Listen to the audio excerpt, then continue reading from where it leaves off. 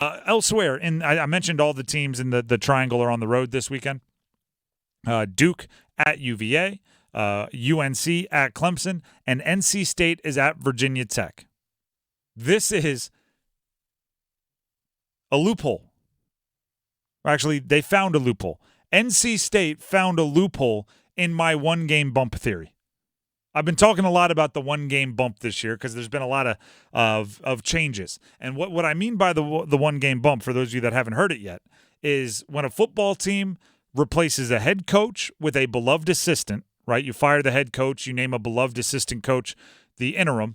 Think about what the Raiders did, right? Fire Josh McDaniels, who is not a beloved figure, promote Antonio Pierce, who seems like just every player's best friend. You get what I call the one-game bump. Same is true for replacing a quarterback, right? If a quarterback gets benched and you bring in a beloved backup quarterback, a popular player on the team, you get the one-game bump. And what the one-game bump is simply it's energy.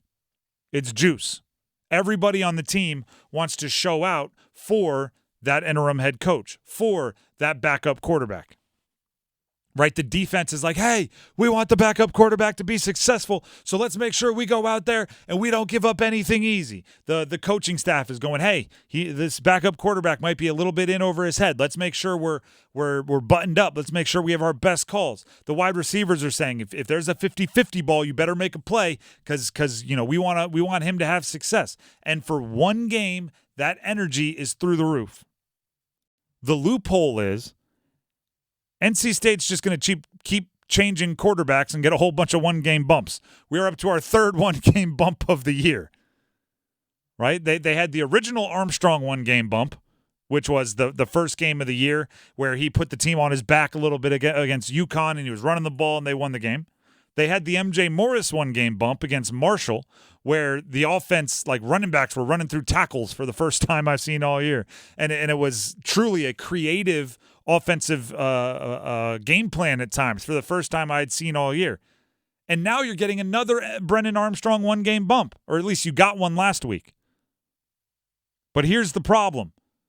The one-game bump is often followed by a emotional letdown. Right? For 1 week, you exhaust all your emotional reserves, and the next game, you dip down a little bit. Think about it like this. Brennan Armstrong's first start of the year, a win. His second start, a loss. MJ Morris's first start of the year, a win. Juice. Second start, a loss. Brennan Armstrong's first start, right? This reintroduction, first start of the year, win. Second start, this weekend against Virginia Tech. And that is the challenge right there, right? The challenge right there is you need NC State to match the energy that they provided against Wake Forest last week. Right? You need the NC State to match the support they gave to Brennan Armstrong last week.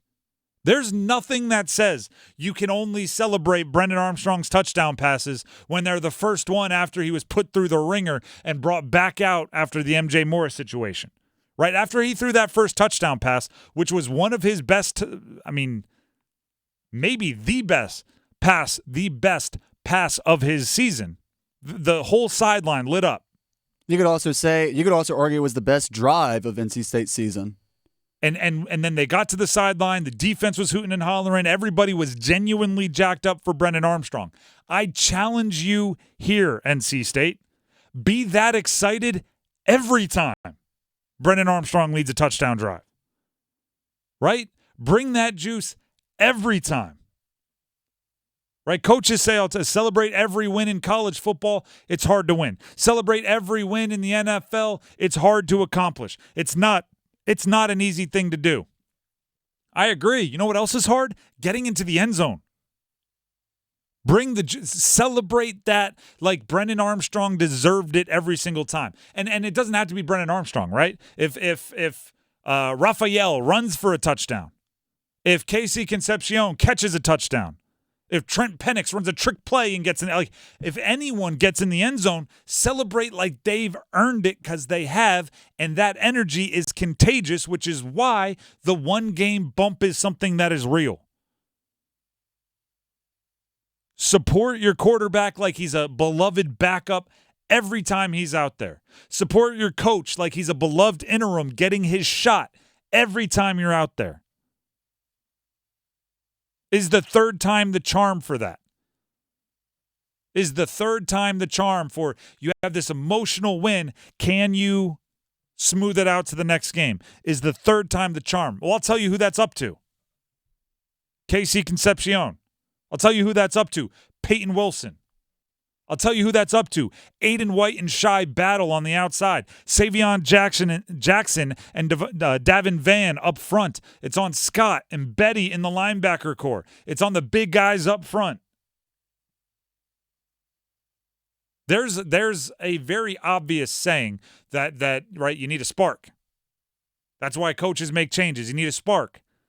That's why coaches call trick plays. You need a spark. And then there's catalysts, right? They're players that create that spark on their own.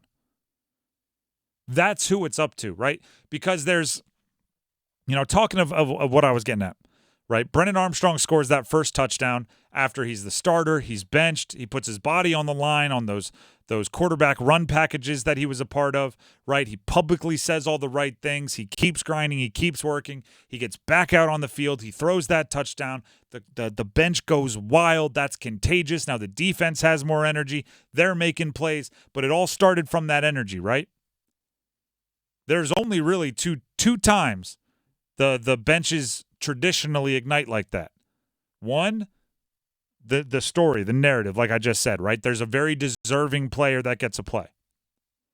Like it happens in the end of blowouts. If like a Rudy type character, right? A 4-year walk-on that plays his hardest in scout team every day. At the end of a blowout his senior year, gets a carry and picks up a first down.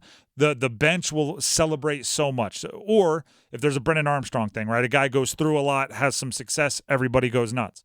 The other is just a pure highlight, right? If you hit someone going over the middle and their helmet pops off. If you make a one-handed catch like Odell Beckham style in the corner where he caught it with 3 fingers, right? If you make a true highlight, the bench does go nuts. So if you want to keep the juice up, if you want to keep the one-game bump up against a team like Virginia Tech, who is very worthy, favored even by the sports books. We talked about that yesterday. It is if you want to match that juice against a team like Virginia Tech, you either have to force it